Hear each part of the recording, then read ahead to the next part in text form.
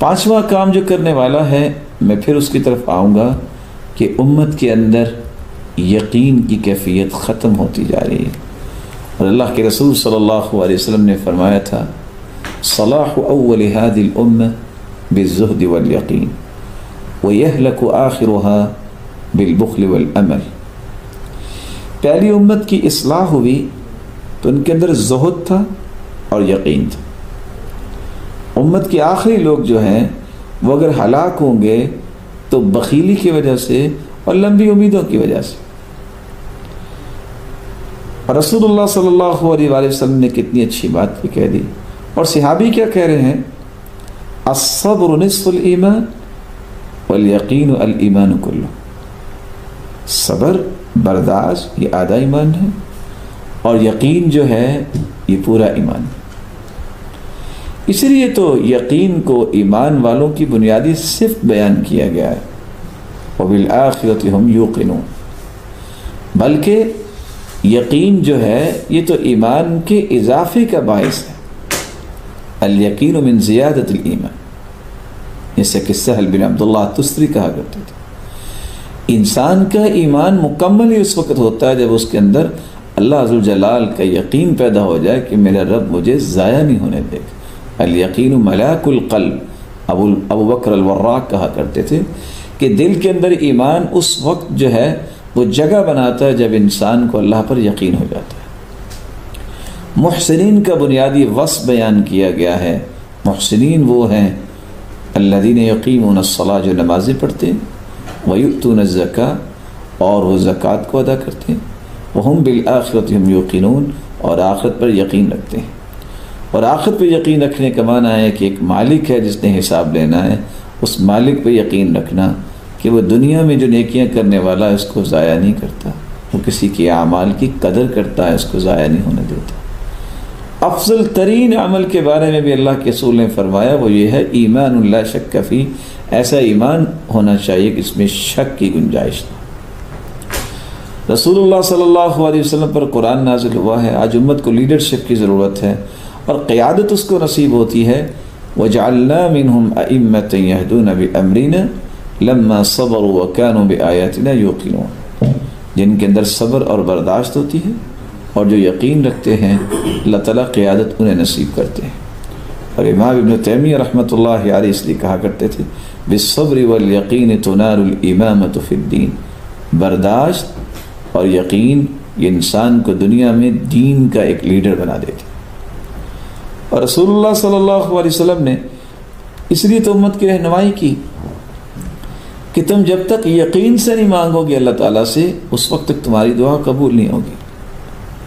ادعوا اللہ وانتم موقنون بالإجابة، یقین جب انسان کو اللہ تعالیٰ پہ ہو جائے، وہ لا الہ الا اللہ، اشہد ان لا الہ الا اللہ وان محمد الرسول اللہ یقین کے ساتھ پڑھ لے تو یہ کلمہ اس قدر عظیم ہے، یرجع ذلک الی قلب موقن الا غفر اللہ لہا، اللہ اس کے گناہوں کو معاف کر دیتے۔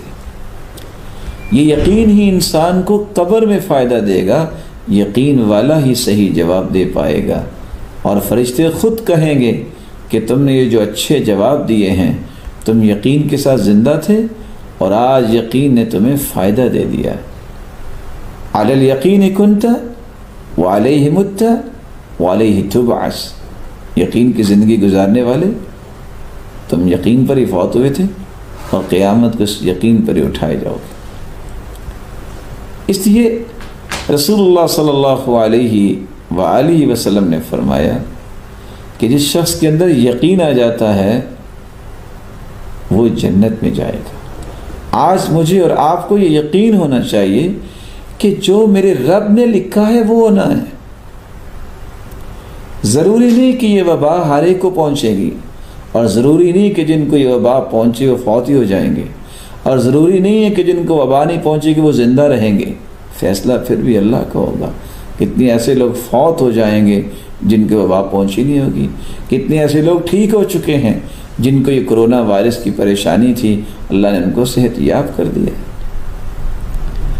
اس لیے رسول اللہ صلی اللہ علیہ وسلم ہر مجلس میں جب بیٹھتے تو اٹھ کے یہ دعا کیا کرتے تھے، اللہم اقسم لنا من خشیتک ما تحول به بیننا وبین معصیتک ومن طاعتک ما تبلغنا به جنتک ومن الیقین ما تهون به علینا مصائب الدنیا ومتعنا اللہم بأسماعنا وأبصارنا وقواتنا ابدا ما ابقیتنا واجعله الوارث منا واجعل ثأرنا على من ظلمنا وانصرنا على من عادانا ولا تجعل مصيبتنا في ديننا ولا تجعل الدنيا أكبر همنا ولا مبلغ علمنا ولا إلى النار مصيرنا ولا تسلط علينا من لا يرحمنا۔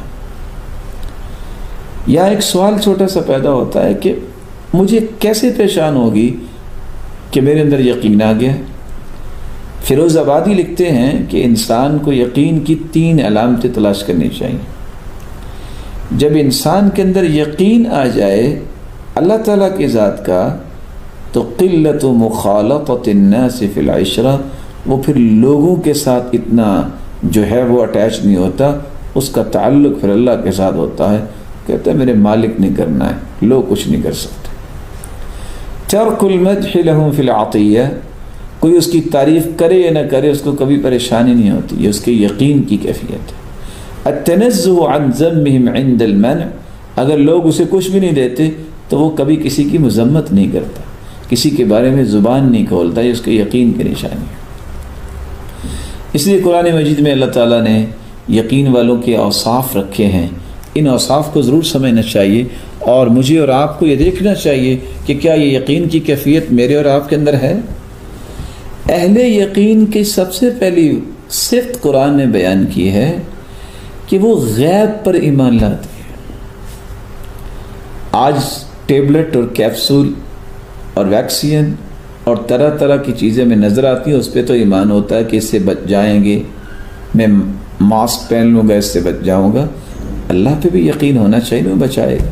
اور تعجب کی بات یہ ہے 350 سے 400 کے قریب لوگ بھی آج جہاز میں بیٹھتے ہیں بڑی فلائٹس میں، اور پائلٹ نظر نہیں آ رہا ہوتا، سب اپنی جانیں اس کے سپرد کر کے سو جاتے ہیں، اور اللہ ذوالجلال پہ یقین نہیں کہ اللہ ذوالجلال مجھے بچائے گا، اور اس قدر خوف کی کیفیت میں کہ پتہ نہیں ہوگا کیا ہوگا، وہی ہوگا جو میرے رب نے لکھا۔ کچھ لوگوں کا ذہن ہوتا ہے اگر ایسے کر لیا تو پھر میں بچ جاؤں گا، نہیں، پھر بھی اللہ بچائے گا۔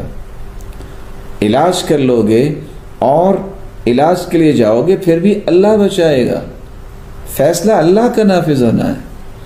اور صفت یہ ہے مومن کی کہ وہ قضاء و قدر پر ایمان لاتا ہے، اللہ نے جو فیصلہ کر دیا ہے وہی نافذ ہونا ہے، کبھی کسی اور کا فیصلہ نافذ نہیں ہوگا۔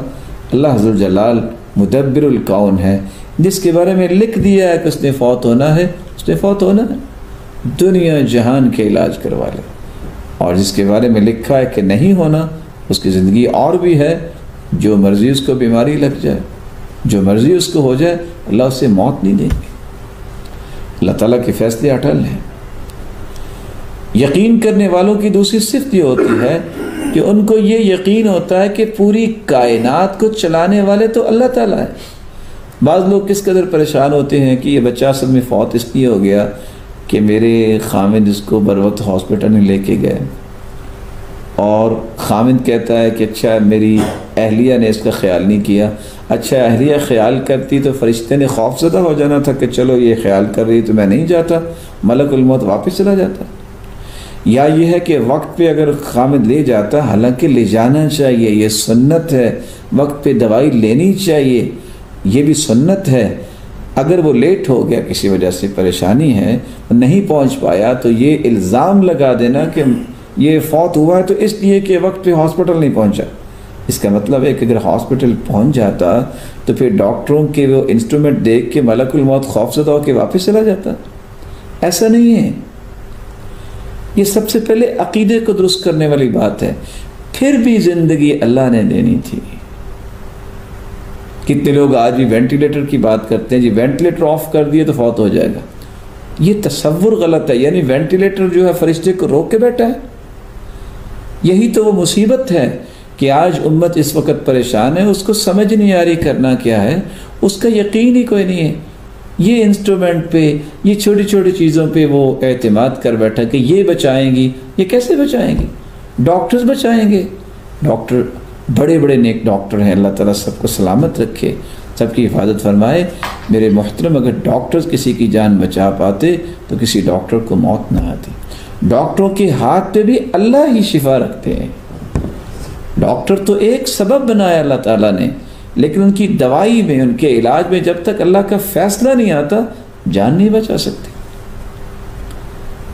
تیسری جو صفت ہے ایک مومن کی یہ ہونی چاہیے، اس کو یقین والا کہہ سکتے ہیں، وہ اللہ کے فیصلوں تقدیروں پر ایمان لاتے ہیں.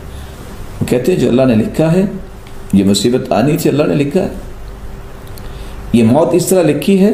اور حدیث میں آتا ہے جس کی موت جہاں لکھی ہو وہ کسی ضرورت کی وجہ سے وہاں جاتا ہے، اس کی ضرورت اسے لے کے جاتی ہے، نتیجتاً وہ اللہ کے پاس چلا جاتا ہے.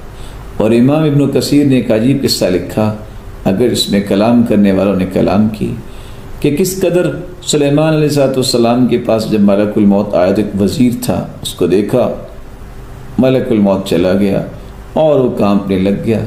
نتیجتاً کچھ مدت کے بعد آیا، پوچھا کہ وہ ایک میرا وزیر کانپ رہا تھا تو کیا مسئلہ تھا؟ ہوا کو اللہ نے مسخر کیا تھا، کہا مجھے بوماس جزیرے میں پہنچا دیجیے، وہاں پہنچا دیا گیا. ملک الموت وہاں گیا، اس کا وقت آ گیا، اس کی جان قبض کر لی. جہاں کسی کی جان نکلنی ہے وہاں نکلنی ہے. سیدنا خالد بن ولید ساری زندگی شہادت کی تمنا لے کے چلتے تھے، لیکن ان کو موت ان کے بستر پہ آئی تھی. اگرچہ حدیث میں آتا ہے جو شہادت کی تمنا کرتا ہے اللہ تعالیٰ اس کو شہادت کا رتبہ عطا کر دیتے ہیں. وَإِن مَاتَ عَلَىٰ فِرَاشِهِ، خواہ وہ اپنے بستر پہ ہی فوت ہو.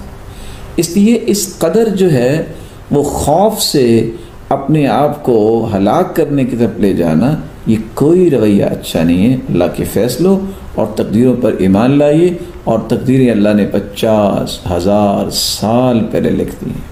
کیا لکھی ہے وہ بھی اس کے علم میں. ہمیں تقدیر کا مکلف نہیں بنایا گیا کہ ہم دیکھیں کہ لکھا کیا ہے، ہمیں مکلف بنایا گیا ہے اعملوا فکل میسر لما خلق لہ. تم عمل کرو، احتیاطات اختیار کرو، عمل میں سے نماز پڑھو، اسی طرح اپنے آپ کو باوضو رکھو، اور اسی طرح رسول اللہ صلی اللہ علیہ وسلم نے فرمایا کہ غسل کرو، اپنے صحنوں کو صاف ستھرا رکھو، صفائی کا خیال رکھو. جن جن اعمال کا حکم دیا گیا ہے، جن جن دعاؤں اذکار کا حکم دیا گیا، ہم اس کے مکلف ہیں، ہم تقدیر کو پڑھنے کے مکلف نہیں ہیں. اہل یقین کی ایک صفت اللہ تعالیٰ نے یہ بھی بیان کی ہے کہ وہ شریعت کو مقدم کرتے ہیں. افحکم الجاہلیت یبغون ومن احسن من اللہ حکما لقوم یوقنون. وہ اللہ کے حکموں کو مقدم کرتے ہیں کیونکہ یقین ان کے اندر ہے. نفع نقصان کا مالک وہ اللہ تعالیٰ کو سمجھتے ہیں.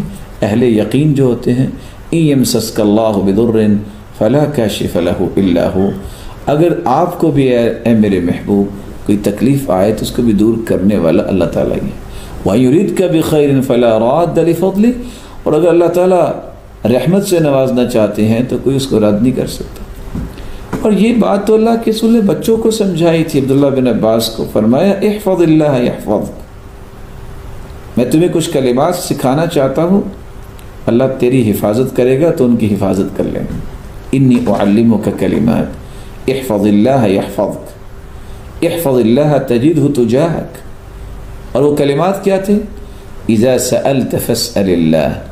جب بھی تم نے مانگنا ہے تو اللہ تعالیٰ سے مانگا کر. وَإِذَا اسْتَعَنْتَ فَاسْتَعِنْ بِاللَّهِ.